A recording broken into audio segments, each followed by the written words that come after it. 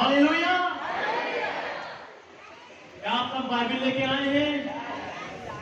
Very good, yes.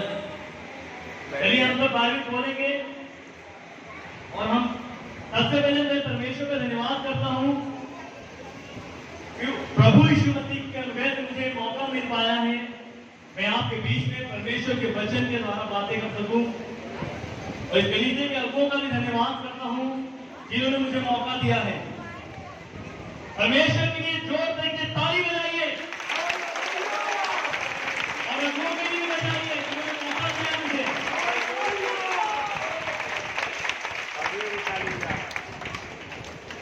आइए हम लोग अपनी बाइबल को खोलेंगे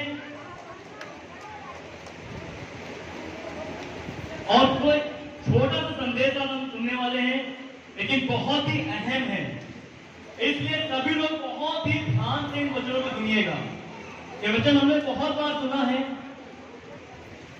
और परमेश्वर आज इस वचन के द्वारा हमसे बातें करेंगे।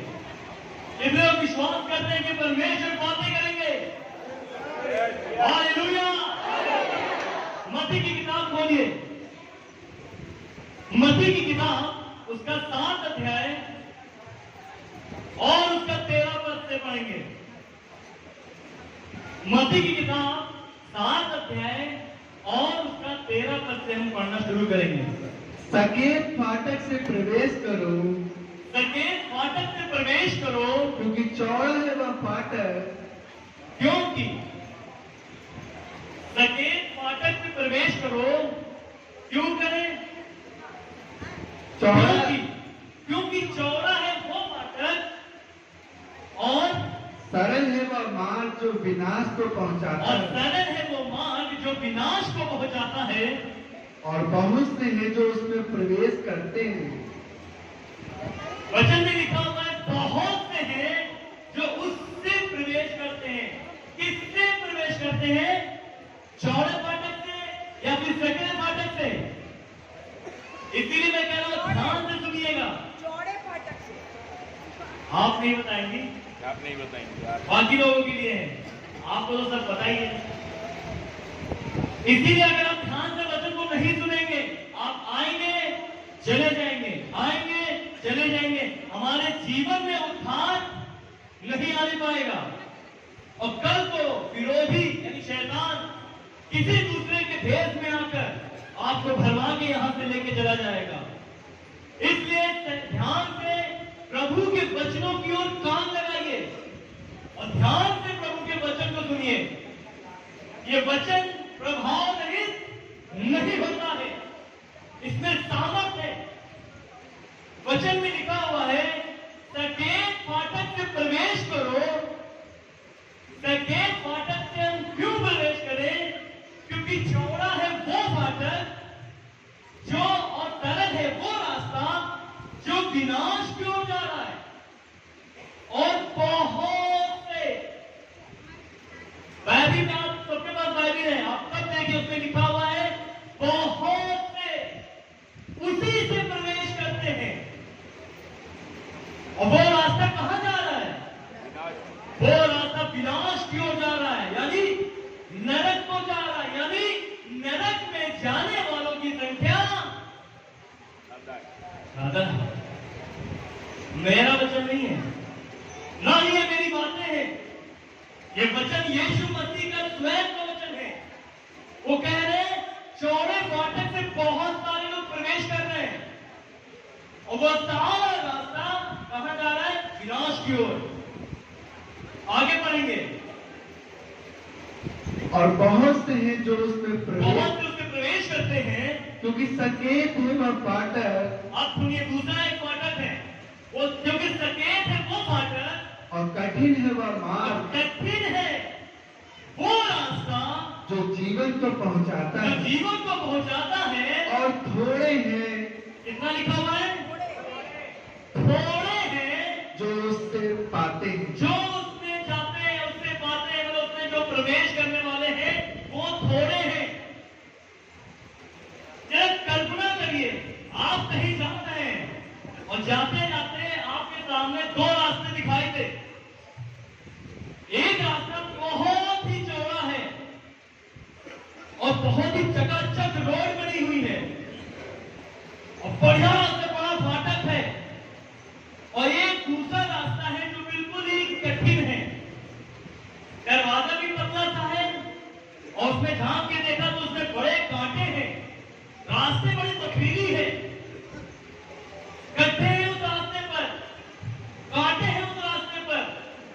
और आपने जैसे ही देखा ये रास्ता बड़ा ही कठिन है, बहुत ही पतला है और ये रास्ता बढ़िया है, चौड़ा है। और उसी समय प्रभु आपसे कह रहे कि सकेत फाटक से ही प्रवेश करना। तो हम क्या करेंगे? मनुष्य की सोच क्या है? मनुष्य की सोच है कि हम चौड़े रास्ते से प्रवेश करेंगे। मनुष्य सोचेगा ये रास्ता चौड़ा है, चलो मैं इससे जाता हूं और रास्ता भी बढ़िया है। लेकिन यीशु मसीह कह रहे हैं नो, तुम्हें उस रास्ते से नहीं जाना है, उस रास्ते से जाओ। अब सवाल ये उठेगा, है प्रभु ये कठिन वाले रास्ते से क्यों ले जा रहे हैं आप? इतना तो बढ़िया बढ़िया रास्ता है, चकाचक रोड बनी हुई है, बड़ा बढ़िया चौड़ा रास्ता है, आराम से हंसते खेलते घूमते झांकते मस्ती करते हुए, पार्टी करते हुए, डांस करते हुए, गाने गाते हुए, दारू पीते हुए, मसाला खाते हुए, गाली बजते हुए, रात में लड़ाई झगड़ा करते हुए, मस्ती करते हुए आराम से इस रास्ते पर जाने दीजिए। प्रभु ये रास्ता तो बहुत अच्छा है, लेकिन प्रभु कह रहे नहीं, तुम्हें इस रास्ते से जाना है।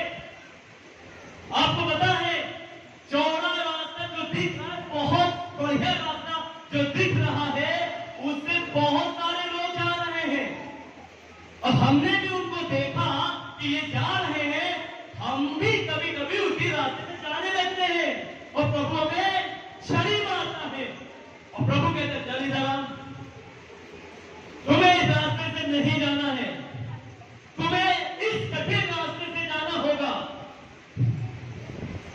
बहुत ही ध्यान से इस चीज को समझिएगा। आखिर परमेश्वर अच्छे भले रास्ते से ले जाने में प्रॉब्लम क्या है परमेश्वर को? अगर मैं बढ़िया से जा रहा हूं, रास्ते में बढ़िया रास्ता है, बढ़िया अच्छा है, मुझे उस रास्ते में जाने में परमेश्वर को क्या दिक्कत हो रही है? आखिर परमेश्वर हमें उस कठिन वाले रास्ते से जाने के लिए क्यों कह रहे हैं? अब सुनिए ध्यान से, हमें और आपको ये नहीं पता कि वो जो रास्ता है सरल वाला, उसकी मंजिल क्या है। हमें ये नहीं पता जो सकरा रास्ता है उसकी मंजिल क्या है। हम तो बस रास्ता देख रहे हैं, कितना बढ़िया रास्ता है, लेकिन मंजिल परमेश्वर को पता है कि यदि कोई व्यक्ति इस सरल रास्ते पे आ गया तो अंत में जब पहुंचेगा तो उसका जो अंत मंजिल होगी वो विनाश होगा, वो नरक होगा। और एक बार कोई भी व्यक्ति नरक में चला गया तो वो परमेश्वर से सदा के लिए दूर हो जाएगा। परमेश्वर ने अपने इकलौते बेटे को भेजकर सूली पर इसलिए नहीं चढ़ाया है कि वो हमको नरक में जाने दे। परमेश्वर ने अपने इकलौते बेटे यीशु मसीह को दुनिया में भेजकर सूली पर इसलिए नहीं चढ़ाया है कि वो हमारे को हमको नरक में जाने दे, बल्कि उन्होंने सूली पर इसलिए चढ़ाया है कि वो हमको अनंत जीवन में लेके जाए, स्वर्ग में लेके जाए। क्या आप तैयार हैं वहां जाने के लिए? क्या आप तैयार हैं वहां जाने के लिए? क्या आप तैयार हैं उस स्वर्ग में अनंत जीवन में प्रवेश करने के लिए? अगर आप तैयार हैं तो आप एक बार जान लीजिए, आपको और हमको उस कठिन रास्ते से गुजरना होगा, उस सकरे द्वार में प्रवेश करना होगा।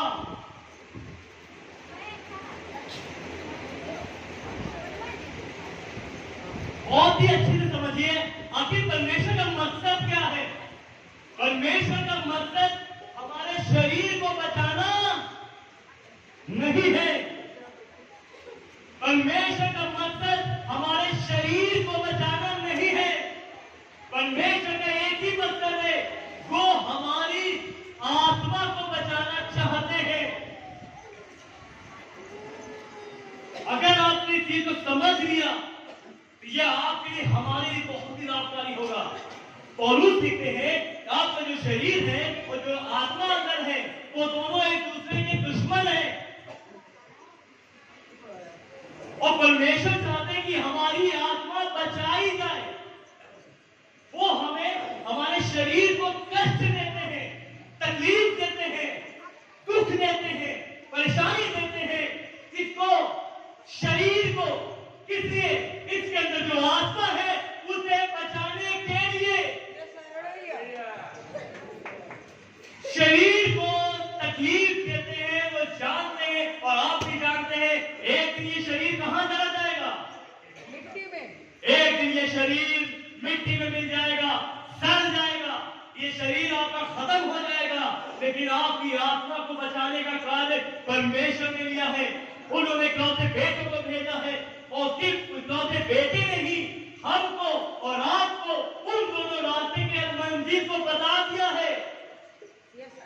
बेटे ने बता दिया है कि ये जो कठिन रास्ता है ये तुम्हें अनंत जीवन ले जाएगा, जो आसान रास्ता है ये तुम्हें नरक ले जाएगा, और जो कोई रास्ते पर चलेगा कठिन रास्ते पर उसे मालूम है शरीर को बड़ी तकलीफ होगी, बड़ी कठिनाइयों का सामना करना पड़ेगा। और परमेश्वर इन्हीं कठिनाइयों को हमारे शरीर पर आने देते हैं। अच्छा सिंपल सी बात बताइए, यदि आपके पास करोड़ों रुपए हो, बढ़िया आलीशान बंगला हो, 50 बॉडीगार्ड हो, 100 गाड़ियां हो, बढ़िया स्विमिंग पूल हो, नंबर टॉप का बेड हो, बढ़िया एसी हो, सब कुछ पैसा हो, और आपके पास अगर सब कुछ था, ध्यान सुनिएगा, आपका सब कुछ है और आपने यीशु को नहीं जाना है, और कोई आपको यीशु को सुसमाचार सुनाता है, तो आप विश्वास करेंगे कि आप इस भवन में आना चाहेंगे? क्या आप उस आलीशान बंगले को छोड़कर इस तपती गर्मी में यहाँ बैठना चाहेंगे? क्या आप उस आराम वाले गद्दे को छोड़कर यहाँ कठिनाइयों का सफर करके यहाँ आना चाहेंगे? मालूम है आप सोचते हैं परमेश्वर का तो सब कुछ है, वो हमें सब कुछ दे क्यों नहीं देता? वो इसीलिए नहीं देता, एक दिन दे दिया तो हम तो वहां रह जाएंगे, हम तो यहाँ आएंगे ही नहीं, और जब हम यहाँ आएंगे ही नहीं तो हमारी आत्मा नष्ट हो जाएगी। एक दिन ऐसा आएगा ये आत्मा नरक में चली जाएगी। याद रखे परमेश्वर का मकसद क्या है? परमेश्वर का मकसद है हमारे शरीर को नहीं, हमारी आत्मा को बचाना। वो हमारी आत्मा को बचाना चाहते हैं, और इसीलिए हमारे शरीर में तकलीफें आने देना चाहते हैं। जब आप सोचिए, आप में जितने लोग यहाँ आए हैं, कोई बीमार था तब आए, किसी ने बताया दुख दूर हो जाएंगे तब आए, किसी ने बताया चंगाई मिल जाएगी तब आए, किसी ने बताया रोग ठीक हो जाएगा तभी आए। क्या बेवजह कोई आया था? सब अपनी अपनी समस्याओं को लेकर आए। अब जरा समझिए, अगर परमेश्वर ने आपके जीवन में वो समस्याएं ना दी होती तो क्या उस समस्या का समाधान कराने के लिए आप आ पाते? और जब नहीं आ पाते तो क्या हमें जो हमारी आत्मा को बचाया जाना है, क्या परमेश्वर द्वारा हमारी आत्मा बचाई जाती? तो जब परमेश्वर ने हमें उन दुखों को दिया कि हम भवन जाए, और जब परमेश्वर ने हमारे दुखों को दूर कर दिया तो क्या हमें भवन छोड़ देना चाहिए? परमेश्वर का मकसद क्या था? आपको दुख देने का मकसद क्या था? कि वो आपको यहाँ लाए और आपकी आत्मा का उद्धार कराए और आपकी आत्मा को बचाने पाए। यदि हमें कोई व्यक्ति है जो बीमारी को लेकर आया था और बीमारी ठीक हो गई, अब वो ये सोच रहा है कि अब मैं अगले संडे से नहीं आऊंगा, तो आपको हैरानी होगी जानकर कि अंत में आप नरक में जाएंगे। मैं खुला बोल रहा हूं क्योंकि यीशु ने स्वयं बोला है, मार्ग सत्य जीवन मैं ही हूं, और बिना मेरे द्वारा कोई भी पिता तक नहीं पहुंच सकता। यदि बीमारी परमेश्वर ने दूर की है, फिर भी हमें चर्च जाना है। क्यों? क्योंकि शरीर को बचाना उसका मकसद नहीं था, वो तो एक जरिया था।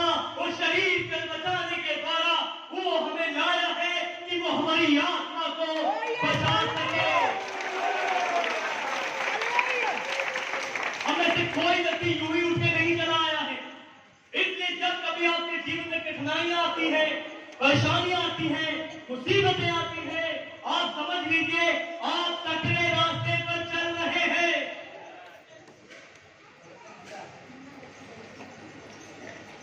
शैतान को प्रॉब्लम किससे है? जो उसके लोग हैं उनसे, या फिर तुम उनके विरोध में है उनसे? जो धर्मी है, जो परमेश्वर के लोग हैं, शैतान को उससे समस्या है। यदि कोई व्यक्ति मसीह में है और वो ये कहता है कि अरे वाह सब कुछ अच्छा चल रहा है, जब से मसीह में आया हूं कोई दुख नहीं है, बहुत ही सुख है, बहुत ही आराम है, सब कुछ बढ़िया चल रहा है, आज तक कभी ना दुख हुआ है ना कभी होगा। क्या यीशु मसीह ने कहीं बाइबल में बोला है कि तुम्हें कभी दुखी नहीं होगा? अरे यीशु कह रहे तुम्हें इन कठिन रास्ते पर चलना होगा, तुम मेरे द्वारा सताए जाओगे। और यदि कोई कहता है मैं मसीह के पीछे चल रहा हूं, मुझे कोई दुख नहीं होता है, कोई परेशानी नहीं आती है, वो अपने आप को जांचे। क्या वो डामाडोल वाले रास्ते पर तो नहीं चल रहा? क्या वो मिली भगत वाले रास्ते पर तो नहीं चल रहा? मालूम है यीशु मसीह हमें आनंद देते हैं, यीशु मसीह हमें शांति देते हैं, और यीशु मसीह हमें सब कुछ दे सकते हैं। ये सच है, यीशु मसीह सारा सुख देते हैं, लेकिन मसीह में देते हैं, उन दुखों में देते हैं, परेशानियों में देते हैं। मालूम है आज हमने मसीह वाले कठिन रास्ते को छोड़ दिया है। हम अपने रिश्तेदारों के सामने उनके साथ दारू पी लेते हैं, हम उनके साथ सिगरेट पी लेते हैं, हम गाली बक देते हैं, मसाले खाते हैं, हम उनकी जैसी जिंदगी जीते हैं और चर्च आते हैं और यीशु यीशु करते हैं। आप गलत रास्ते पर हैं। जिस व्यक्ति के साथ आपने दारू पिया, जिस व्यक्ति के साथ सिगरेट पिया, कि उसे बुरा ना लग जाए, आप उसको खुश करने के लिए, आप उसको सम्मान देने के लिए उसके साथ एक हो गए हैं और आपने मसीह वाले रास्ते को त्याग दिया है। जब आप बोलेंगे भाई मैं मसीह में हूं, मैं दारू नहीं पी सकता, मैं सिगरेट नहीं पी सकता, मैं गाली नहीं कर सकता, मालूम है वो आपको सताएंगे, वो आपको मजाक उड़ाएंगे, वो आपको कहेंगे अरे ये कैसा करती है, जिंदगी में आए हो तो कुछ जी लो, कुछ कर लो, ना जाने क्या होगा आगे किसने देखा है। वो आपको परेशान करेंगे और जब आपको परेशान किया जाए, सताया जाए, टोंट मारे जाए, तब आप धन्यवाद देना परमेश्वर का और कहना प्रभु ये जो रास्ता है यही वो सकरा रास्ता है जिससे मैं चल रहा हूं। और यदि कोई व्यक्ति आपको परेशान नहीं करता, कोई व्यक्ति आपको सताता नहीं है, कोई आपको दुख नहीं दे रहा है, किसी को आपसे कोई प्रॉब्लम नहीं है, अपने आप को जांच लीजिए कि आप कहीं उनके साथ एक नहीं हो गए। Hallelujah, hallelujah. इसमें दो बातें समझनी है, दो रास्ते हैं, चुनाव हमें करना है कि हम सकरा रास्ता चुनेंगे या चौड़ा रास्ता। सकरे फाटक से प्रवेश करेंगे या फिर चौड़े फाटक से। सकरे फाटक में याद रखिए कठिनाइयां आएंगी, मुसीबतें आएंगी, लोग आपको सताएंगे, आपके रिश्तेदार, आपके परिवार, आपके मोहल्ले वाले, आपके घर वाले भी सता सकते हैं। क्या तैयार है उस सकरे रास्ते में प्रवेश करने के लिए? याद रखिएगा परमेश्वर का मकसद हमारी आत्मा को बचाना है। और जब भी आप चर्च आते हैं ये ना सोचिए आज मैं चंगा होने के लिए जा रहा हूं। चंगा तो परमेश्वर करता ही है, मेरी आत्मा का उद्धार होगा, मैं अपनी आत्मा को बचाने के लिए चर्च जा रहा हूं। हालेलुया।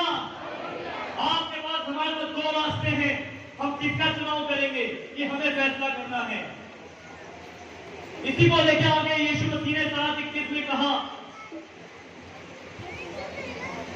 जो मुझे हे प्रभु कहते हैं उनमें से हर एक तो के राज में प्रवेश तो प्रभु कौन करेगा?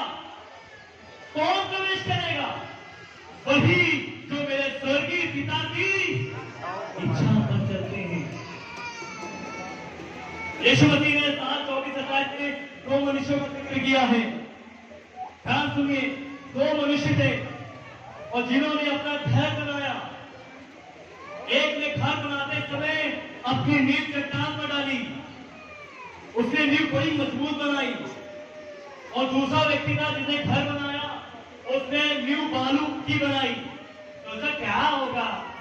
बढ़िया मेंटेन करा लेंगे, बढ़िया डिजाइन लगा लेंगे, प्लास्टर करवा लेंगे, बहुत बढ़िया सजा लेंगे। और नीचे जो उसकी नींव थी वो बालू पर थी। बहुत दिन तक ऐसे ही चलता रहा। और एक दिन ऐसा आया कि उस जगह पर, और देखिएगा दोनों ही घर देखने में एक जैसे, वो भी सुंदर और वो भी सुंदर, वो भी बढ़िया दिख रहा है, वो भी बढ़िया दिख रहा है। जिसने बालू को बनाया है वो भी अच्छा दिख रहा है, जिसने चट्टान को बनाया है वो भी अच्छा दिख रहा है। दोनों में से बेस्ट कौन है? दोनों में से कौन सा घर मजबूत है? इसकी पहचान करने के लिए परमेश्वर ने मेह बरसाया, आंधियां चलाई और बाहें आई। और जब मेह बरसा, आंधियां चली और बाहें आई, और वो पानी जैसे ही उस दोनों मकान पे लगा, आप बताइए कौन सा मकान गिर गया? जिसकी नींव चट्टान पर डाली गई थी वो गिर गया? जिसकी नींव बालू पर डाली गई थी क्या वो गिर गया? क्यों? क्योंकि जो उसकी नींव थी वो कहां थी? ये कहानी सब यीशु मसीह बताते हैं। इसलिए जैसे ही जब स्टार्ट करते हैं, यीशु मसीह कहते हैं, जो कोई मेरी ये बातें सुनकर मानता है वो उस बुद्धिमान मनुष्य के समान ठहरेगा जिसने अपना घर चट्टान पे बनाया है। 7:24 लिखा है, यीशु मसीह ने, ध्यान सुनिए, यीशु ने कहा, जो कोई मेरी ये बातें सुनकर उन्हें मानता है वो व्यक्ति उस बुद्धिमान व्यक्ति के समान ठहरेगा जिसने अपना घर, यीशु मसीह ने क्या कहा? जो कोई मेरी ये बातें सुनकर। सवाल ये है कि हम किसकी बातें सुन रहे हैं? क्योंकि जिसकी बातें सुनेंगे हम उसी की बात मानेंगे। और बहुत से लोग मसीह की बात सुनते तो हैं लेकिन मानते हैं। लेकिन सबसे पहले यीशु मसीह ने कहा, जो कोई मेरी ये बातें सुनकर, यीशु मसीह की बातें सुनेंगे हम, तभी हम यीशु की बात को मान पाएंगे। क्या हम अपने दोस्तों की बात सुन रहे हैं? क्या हम YouTube में देखने वाले लोगों की बात सुन रहे हैं? आजकल बहुत सारे गेम आ गए हैं, उसको जुआ बोला जाता है, जुआ। ड्रीम इलेवन, रमी, ना जाने कितने ऐसे गेम आ गए जिसने बहुत से बच्चों की जिंदगी बर्बाद कर दी है। अब किसकी सुन रहे हैं? यदि हम ध्यान से परमेश्वर की सुनेंगे तभी हम उसकी बातों को मान पाएंगे। हमारे रिश्तेदार कहते हैं, भैया आप लोग ईसाई वाले हैं, आप लोग दूसरे देश से आए हैं, दूसरे धर्म में हम नहीं आ पाएंगे। बहुत लोग यीशु को छोड़ के चले गए। क्या हम रिश्तेदारों की बात सुनेंगे? क्या हम अपने दोस्तों की बात सुनेंगे? क्या हम अपने घरों की बात सुनेंगे? हाँ सुनेंगे, पर हम करेंगे वही जो मसीह हमसे कहते हैं।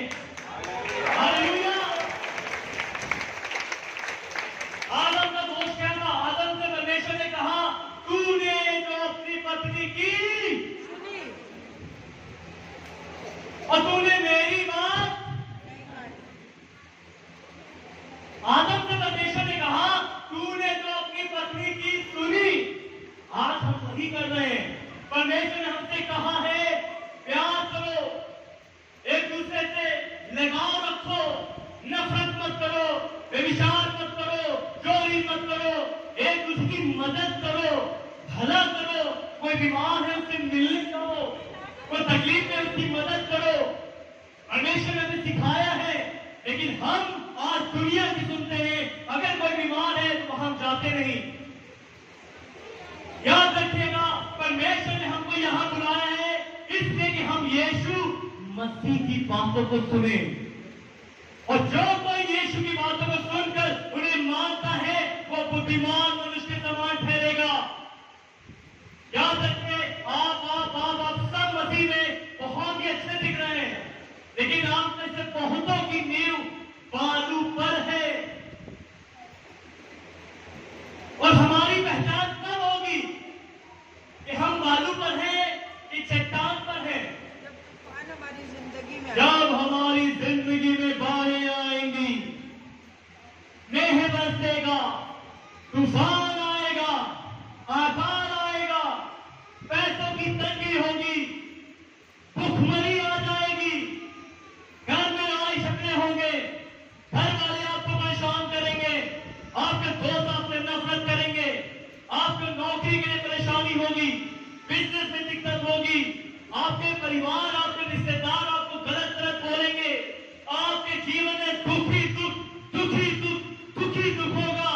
तब क्या आप फिर भी यीशु पे विश्वास रखते हैं?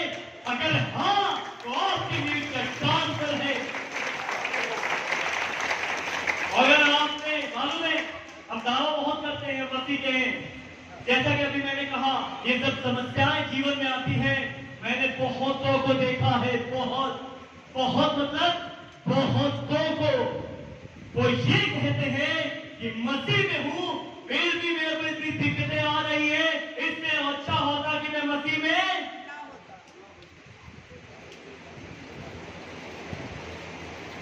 हमें याद रखना होगा, जब मुसीबत आ रही है, ये हमारी आत्मा को बचाने के लिए आ रही है। हमें से बहुत से ऐसे हैं, हम जब ये सोचते हैं मुसीबतें आती है, हम ये सोचते हैं मसीह में हूं फिर भी समस्या, मसीह में हूं फिर भी दुख है, मसीह में हूं फिर भी तंगी है, मसीह में हूं, वो देखो वो मसीह में नहीं है, नौकरी मिल गई, वो मसीह में नहीं है, घर बन गया, वो मसीह में नहीं है, तरक्की हो रही है, हम मसीह में हैं, फिर भी क्यों इतना दुख है? ये बहुतों की समस्या है। ऐसी परिस्थितियों में याद रखिए, ये वो आंधियां है, ये वो तूफान है, ये वो मेह है जो बरस रहा है आपकी नींव को हिलाने के लिए। अगर आपने उस समय हिम्मत छोड़ दिया, अगर आपने उस समय हिम्मत तोड़ दिया और आपने छोड़ दिया, अरे अब हम मसीह को छोड़ देंगे, मालूम है आपकी नींव चट्टान पे नहीं, आपकी नींव बालू पर है, और आपकी आत्मा नष्ट हो जाएगी। बहुत ही छोटी सी बात है, लेकिन बहुत ही गंभीर है। याद रखिए, अपने जीवन में आने वाली परेशानियों को कभी भी ये मत कहिए खुदा मैं तुझ में हूं, फिर भी दुख आ रहा है। और जब हम ऐसा कहते हैं, हम उसके उस बलिदान को व्यर्थ ठहराते हैं, हम उसको छोटा कर देते हैं। Hallelujah, hallelujah. हमारे पास चुनाव है कि हम सकरे रास्ते से जाएं या चौड़े रास्ते से। हमारे पास चुनाव है कि हम चट्टान पे नींव पर अपनी घर बनाएं या फिर बालू पर अपना घर बनाएं। ये हमारे ऊपर है, हम किसी को दोष नहीं दे सकते। हमें याद रखना होगा, परमेश्वर ने हमें किस लिए बुलाया है। क्या हमें वो केवल शरीर को बचाना चाहते हैं? क्या परमेश्वर ने हमें शरीर को सिर्फ बचाने के लिए बुलाया है? जी नहीं, परमेश्वर ने हमें आत्मा को, जो हमारी आत्मा है, उसको बचाने के लिए। और सोच रहे कैसे? मत्ती 25 अध्याय और उसके 31 से हम आगे एक छोटी सी कहानी है, उसको बता के इस बचन को हम खत्म करेंगे। एक समय आने वाला है जब यीशु मसीह न्याय के सिंहासन पर बैठेंगे और वहां पर भेड़ और बकरियां दोनों को इकट्ठा किया जाएगा और लिखा हुआ है कि वह अपने दाहिनी ओर वालों से, यानी कि भेड़ वालों से कहेंगे, हे मेरे पिता के धन्य लोगों, उस देश के अधिकारी हो जाओ जो जगत की आदि से तुम्हारे लिए तैयार किया गया है। अगर पढ़ना चाहे पढ़ दें, मत्ती 25 उसका 35 से पढ़ेंगे। क्योंकि मैं भूखा था और लोगों ने पूछा, प्रभु, लोगों से परमेश्वर ने कहा, यीशु मसीह ने कहा, हे मेरे पिता के धन्य लोगों, उस देश के अधिकारी हो जाओ जो तुम्हारे लिए तैयार किया गया है। क्यों प्रभु? अब सुनिए, क्योंकि मैं भूखा था और तुमने मुझे खाने को दिया, मैं प्यासा था और तुमने मुझे पानी पिलाया, मैं परदेसी था और तुमने मुझे अपने घर में ठहराया, मैं नंगा था और तुमने मुझे कपड़े पहनाए, मैं बीमार था और जब मैं बीमार था और तुमने मेरी सुधि ली, मैं बंदी गृह में था और जब मैं जेल में था तुमने मुझे मिलने आए और तुम मुझसे मिलने आए। तब धर्मी उसको उत्तर देंगे, यीशु मसीह ने कहा, हे मेरे पिता के लोगों, उस देश में जाओ जो तुम्हारे लिए तैयार किया गया है। क्यों प्रभु? क्योंकि जब मैं भूखा था तुमने खाना दिया, जब मैं प्यासा था तुमने पानी दिया, जब मैं परदेसी था तुमने घर दिया, जब मैं बीमार था तुम मुझसे मिलने आए, जब मुझसे कोई सहारा था तुमने मेरी मदद की। अब लोगों ने कहा, हे प्रभु, अरे हमने कब तुझे भूखा देखा, कब प्यासा देखा, कब नंगा देखा, कब तुझे जेल में देखा और कब तुझे बीमार देखा कि हमने तेरे साथ ये काम किया। यीशु मसीह ने कहा, जो तुमने मेरे मानने वालों में से, इन छोटों में से किसी एक के साथ भी अगर ये काम किया है तो समझो तुमने मेरे साथ किया है।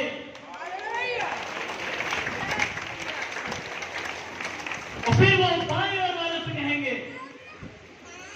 कि तुम उस नरक में जाओ जो तुम्हारे लिए तैयार किया गया है। प्रभु, क्यों?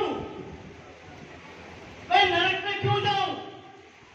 क्योंकि जब मैं भूखा था तुमने खाना ही नहीं दिया, प्यासा था तुमने पानी नहीं दिया, बीमार था तुमने मुझसे मिलने नहीं आए, जेल में था तुमने मेरी सुधी नहीं ली। वो कहेंगे, हे प्रभु, तब तू बीमार था। यीशु मसीह कहेंगे, तुमने जो मेरे छोटों में से किसी एक के साथ जो तुमने ये काम नहीं किया, समझ लो तुमने मेरे साथ भी ये काम। और मालूम है, इतना कहकर यीशु मसीह ने, वहां पे लिखा हुआ है, उनको उस अनंत आग में डालेंगे जो कभी बुझने की नहीं। Hallelujah, hallelujah. अब ध्यान से इस वचन को सुनिए। जिन लोगों को नरक में डाला गया, जिन लोगों को नरक में डाला गया, क्या उनसे परमेश्वर ने ये कहा, तुमने व्यभिचार किया है इसलिए नरक जाओ, तुमने हत्या की है इसलिए नरक में जाओ, तुमने खून किया है इसलिए नरक जाओ, तुमने चोरी किया है इसलिए नरक में जाओ? क्या यीशु मसीह ने वहां ये बात कही है? उनको नरक में भेज दिया और कारण क्या बताया कि तुमने मेरे मानने वालों में से किसी एक के साथ तुमने ये भले काम नहीं किए, इसलिए तुम नरक में जा रहे हो। मालूम है, इसमें से बहुत से ऐसे लोग होंगे जो कहेंगे, हे प्रभु, हमने तो विचार नहीं किया, हमने चोरी नहीं की, हमने तो हत्या भी तेरी चर्च करते थे, तेरी भेंट देते थे, सब काम करते थे, लेकिन यीशु कहेगा तुमने भले भले काम नहीं किए। भूखा कोई व्यक्ति तेरे पास आया था, तेरे पास खाना था, तूने खाना। याकूब 4:17 में लिखते हैं यदि कोई भलाई करना जानता है, ध्यान समझिएगा, यदि कोई भलाई करना जानता है और वो भला काम नहीं करता तो उसके लिए ये पाप है। इन लोगों को नरक में भेजने का कोई बड़ा कारण नहीं था, फिर भी यीशु मसीह ने उनको नरक भेजा और कहा तुमने मेरे साथ ये काम नहीं किया है। अब एक बात बताइए, जिन लोगों को स्वर्ग भेजा, क्या उनसे यीशु मसीह ने ये कहा तुम डेली प्रार्थना करते थे इसलिए तुम स्वर्ग जाओ, डेली बाइबल पढ़ते थे इसलिए स्वर्ग जाओ, डेली भेंट देते थे इसलिए स्वर्ग जाओ? ये सारे काम हमको करने ही करने हैं, लेकिन इसके साथ हमें परमेश्वर के वचनों को मानना है। वो है परमेश्वर के भले काम, उन लोगों की मदद करना, उन लोगों की जिनका कोई सहारा नहीं है, उनके रूप में यीशु है। यदि यीशु के मानने वालों में से किसी एक के साथ हम पानी भी पिलाते हैं तो उसका प्रतिफल कभी भी हम खोने नहीं पाएंगे। यीशु मसीह ने क्लियर कर दिया, मेरे चेलों में से किसी एक को कोई कटोरा पानी पिलाए वो अपना प्रतिफल किसी रीति से ना खोएगा। याद रखिए, यीशु के मानने वालों के साथ ऐसे भला कार्य करते हैं, यीशु मसीह के मानने वालों के साथ अच्छा कार्य करते हैं तो हम यीशु मसीह के साथ करते हैं। भैया आपने कहा है कि यीशु के मानने वालों का भला काम करो, तो क्या गैर मसीहियों को गाली दें? तो क्या गैर मसीहियों से अच्छा व्यवहार ना करें? तो क्या गैर मसीहियों का भला काम ना करें? जी नहीं, हमें सबके साथ भला करना है, लेकिन बाइबल कहती है विशेष करके विश्वासी लोगों के साथ हमें भले भले कार्य करने हैं। हमारे पास आज दो रास्ते हैं, पहला चौड़ा है, दूसरा सकरा है।